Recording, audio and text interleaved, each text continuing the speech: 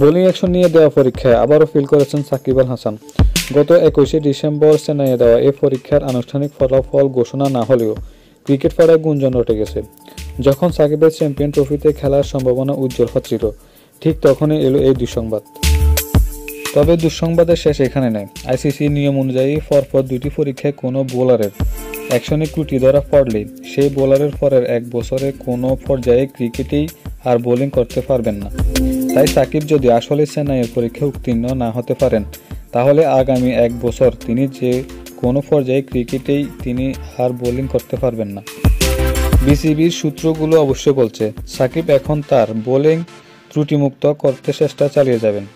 এরপর আইসিসি অনুমোদিত কোনো সেন্টারে অ্যাকশনের পরীক্ষা দিতে পারবেন।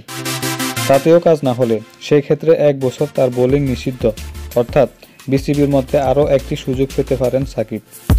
আসলে সাকিবের জন্য কি অপেক্ষা করছে সেটা জানা যাবে আনুষ্ঠানিক ফলাফল প্রকাশের পর।